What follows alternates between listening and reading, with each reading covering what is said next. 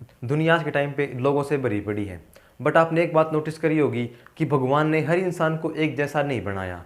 कोई इंसान गोरा है तो कोई सांवला है, किसी की हाइट कम है तो किसी की ज़्यादा है, कोई अमीर है तो कोई गरीब है। बट इसके बावजूद भी एक चीज़ है जो भगवान ने हर इंसान को लगभग बराबर दी है, वो है समय। जी हाँ गाइस, बिल्कुल।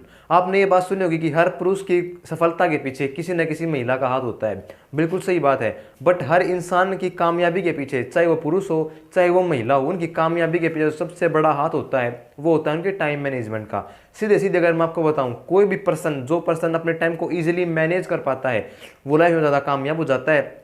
बट वो पर्सन जो अपने टाइम को मैनेज नहीं कर पाता वो लाइफ में अनसक्सेसफुल रह जाता है। तो आज की इस वीडियो में हम जानेंगे कुछ टिप्स एंड कुछ पॉइंट्स जिनको अप्लाई करके आप अपनी लाइफ का जो टाइम है उसको आप इजीली मैनेज कर सकते हो। सो इस वीडियो को स्किप बिल्कुल भी मत करना, बिकॉज ये वीडियो आपके लिए बहुत ज़्यादा बेनिफिशियल होने वाली है। तो वीडियो को लास्ट तक जरूर देखना, जिससे आपको पता चलेगा कि कैसे अपने टाइम को हम मैनेज कर सकते हैं। So hello everyone, Aman Rajput this side and welcome to your channel. तो चलिए स्टार्ट करते हैं अपनी इस वीडियो को।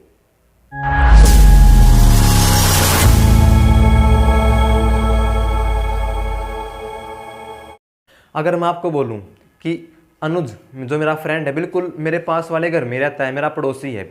सूरज उसको ज़्यादा रोशनी देता है, मेरे को कम रोशनी देता है। बारिश उसके घर में ज़्यादा होती है, मेरे घर में कम होती है। सांस लेने के लिए हवा उसको ज़्यादा मिलती है, मेरे को कम मिलती है। तो अब आप बोलोगे ऐसा कैसे हो सकता है? ऐसा नहीं हो सकता ना। तो आप जब ये बोलते हो ना कि उस इंसान के पास ज़्यादा टाइम है और मेरे पास बहुत ही कम टाइम है, ऐसा नहीं होता। हर इंसान के पास 24 घंटे ही होते हैं। बस फ़र्क इतना है कि वो इंसान अपने उन 24 घंटों को ईजिली मैनेज कर पा रहा है। सो टाइम को मैनेज करने के लिए मैं इस वीडियो में आपके साथ कुछ टिप्स एंड कुछ पॉइंट्स शेयर करने वाला हूं। बट उससे पहले अगर आपने इस वीडियो को लाइक नहीं किया, जल्दी से इस वीडियो को लाइक कर दें। एंड अगर आप पहली बार मेरे चैनल पे आए हैं तो अभी चैनल को सब्सक्राइब कर दें, ठीक है। सो अपना जो फर्स्ट स्टेप है टाइम को मैनेज करने का, वो है PDA। Now what is PDA? PDA stands for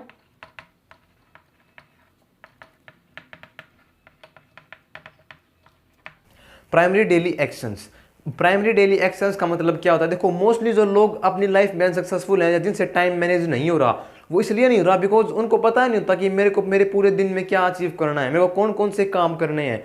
so PDA में आपको फर्स्ट स्टेप में क्या करना है, सुबह उठते के साथ अपने अपने काम की जो आप पूरे दिन में अचीव करना चाहते हो, कौन कौन से आप काम करना चाहते हो, उनकी लिस्ट बना लेनी है।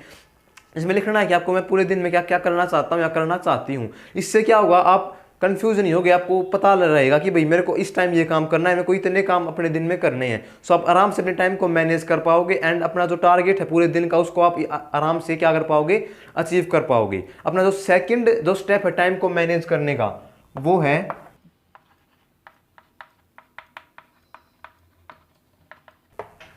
MCD formula. MCD फॉर्मूला का मतलब क्या होता है? देखो, M stands for must do and C stands for can do and D stands for don't do।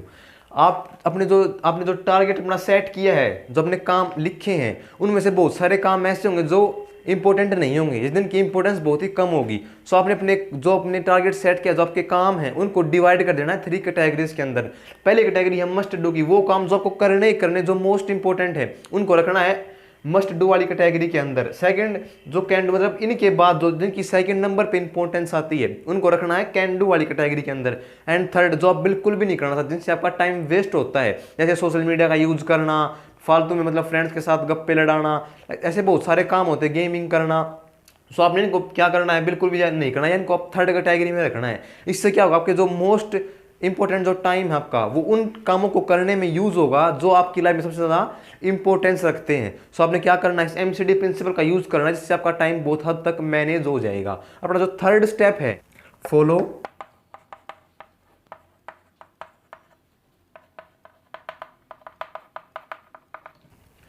80-20 principal. इसका मतलब क्या है? देखो, सबसे पहले तो आप ये समझ लो कि जो 80-20 प्रिंसिपल है वो टाइम मैनेजमेंट के लिए नहीं बल्कि आपकी डेली लाइफ में भी बहुत बार यूज होता है। 80-20 प्रिंसिपल का मतलब क्या है? आपके जितने भी दोस्त हैं उनमें से केवल 20% दोस्त ही ऐसे होंगे जिनके साथ अपना 80% टाइम स्पेंड करते हो। जितना भी आपका सिलेबस है, मान लो आप किसी गवर्नमेंट जॉब की या किसी कॉम्पिटेटिव एग्जाम की तैयारी कर रहे हो, उसका जो भी सिलेबस है उस सिलेबस का 20% पोर्सन ऐसा है जो आपको 80% रिजल्ट देता है। सेम तरीके से टाइम के साथ भी होता है। आपके जो 20% काम है दिन के, वो आपको 80% रिजल्ट देते हैं। सो आपने उन कामों को पहले करना है, ये देखना है कि कौन सा काम मेरी लाइफ में जो मेरी प्रोडक्टिविटी, जो एफिशिएंसी को बढ़ाने वाला है, उन कामों को पहले नंबर पे रखना, उनको पहले करना है। सो 20% कामों को आइडेंटिफाई करो, उनको आप पहले करो। जो बचे हुए जो 80% काम है, उनको उनके बाद करना है आपने, ठीक है। अपना जो फोर्थ स्टेप है टाइम को मैनेज करने का, वो क्या है?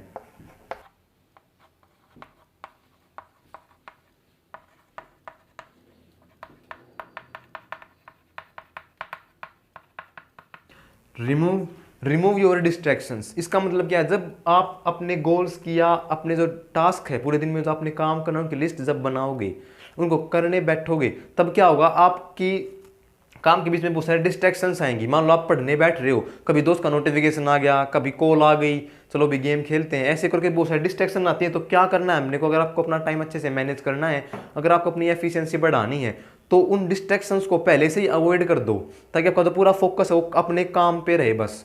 मोस्टली जो लोग फेल हो जाते हैं वो किस लिए होते हैं? बिकॉज उनका काम पर फोकस होता है, उनका काम पे से फोकस करके डिस्ट्रैक्शंस पे चला जाता है। इसलिए वो क्या करते हैं, लाइफ में ज़्यादा कामयाब नहीं बनते, उनका टाइम जो है वो उनको पता नहीं चलता कैसे निकल गया। सो इसका ध्यान रखना, अपने डिस्ट्रैक्शंस को आइडेंटिफाई करके उनको रिमूव करते जाना है, तभी आपका टाइम मैनेज हो पाएगा। अपना जो फिफ्थ स्टेप है टाइम को मैनेज करने के लिए, वो है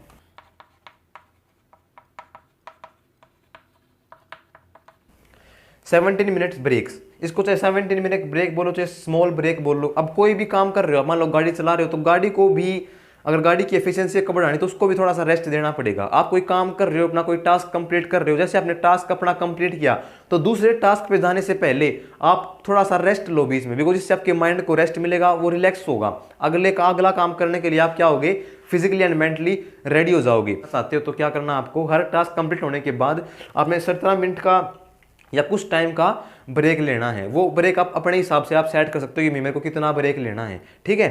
अपना जो 6th स्टेप है टाइम को मैनेज करने का, वो है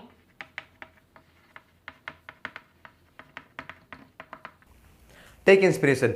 इस पॉइंट का मतलब क्या है? इसका सिंपल मतलब मैं आपको एक एग्जांपल के साथ समझाता हूं। एक बार दो पक्षी आसमान में उड़ रहे थे। सो एक रॉकेट आया, वो उनसे ऊपर उड़ के चला गया। सो एक पक्षी ने दूसरे पक्षी को बोला, अरे ये कौन सा नया पक्षी मार्केट में आया, हमको तो नहीं पता। तो दूसरे पक्षी ने कहा, ये भी हमारे जैसा ही है, बस इसने अपनी पूंछ में आग लगा रखी, इसलिए ज़्यादा ऊपर उड़ गया ये। सो अगर आपको ज़्यादा ऊपर जाना, लाइफ में ज़्यादा कामयाब होना है, सक्सेसफुल होना है, तो आपके अंदर आग होनी चाहिए। आग कैसे आएगी? जब आप कोई काम करते हो तो बहुत जल्दी उसके अंदर बोर हो जाते हो या नेगेटिविटी आ जाती है। सो उससे बचने के लिए आप उन पर्सन को, उन लोगों को फॉलो कर सकते हो जो ऑलरेडी उस फील्ड में टॉप पर हैं, जो क्या कर रहे हैं, बहुत ज़्यादा सक्सेसफुल है लाइफ में। उन लोगों को अगर आप फॉलो करोगे तो आप कभी भी डिमोटिवेट नहीं होगे, हमेशा पॉजिटिव से भरे रहोगे, एनर्जी से भरे रहोगे, जिससे आपका जो फोकस है आपका पूरा काम पे रहेगा और आप डिस्ट्रैक्ट नहीं होगे बिल्कुल भी। सो टेक इंस्पिरेशन इज बहुत इंपॉर्टेंट स्टेप है टाइम मैनेज करने का। पर जो 7th स्टेप है,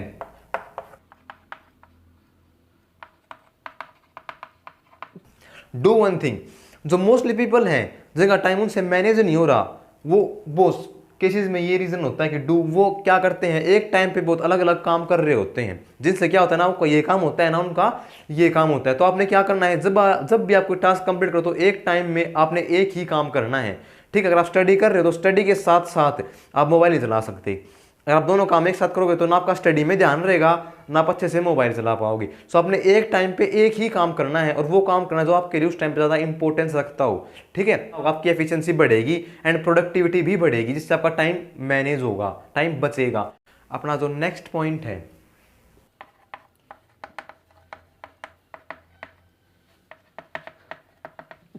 वो है नाइट रिव्यू। आप जब भी फ्री होते हो रात को, तो 5 से 10 मिनट आप एकांत में बैठो एंड देखो कि आज के 24 घंटों का मैंने किस तरीके से यूज किया। जो मैंने टास्क अपने सेट करे थे सुबह कि मैं अपने दिन में ये काम करने वाला हूँ या करने वाली हूँ, क्या वो मैंने अपने दिन में अचीव करे? क्या मैंने अपने 24 घंटों को बर्बाद तो नहीं कर दिया? जब ऐसे आप अपने पूरे दिन के काम का रिव्यू करोगे तो आपको पता चलेगा कि मैं कहाँ कहाँ गड़बड़ कर रहा हूँ, मेरा टाइम कहाँ कहाँ वेस्ट हो रहा है। तो इससे अपने टाइम को आप आराम से मैनेज कर पाओगे। देख, सो आप में से कौन कौन रात को रिव्यू करता है कि उसने पूरे दिन में क्या क्या अपना काम किया, तो वो मेरे को कमेंट सेक्शन में लिख के जरूर बताना। सो ये थे कुछ टिप्स एंड पॉइंट्स जिनको अप्लाई करके आप अपनी लाइफ में अपना टाइम इजीली मैनेज कर सकते हो, अपने कीमती समय को बर्बाद होने से बचा सकते हो। अगर ये वीडियो आपको अच्छी लगी है तो इस वीडियो को लाइक कर दो, एंड पहली बार अगर अपने चैनल पर आया तो सब्सक्राइब कर दो और बेल नोटिफिकेशन को ऑन कर दो, जिससे मेरे जो आने वाली वीडियोज़ हैं उनका नोटिफिकेशन आपको सबसे पहले मिल सके। सो आज की इस वीडियो में इतना ही, मिलते हैं नेक्स्ट वीडियो में, तब तक के लिए keep learning and keep shining. All the best.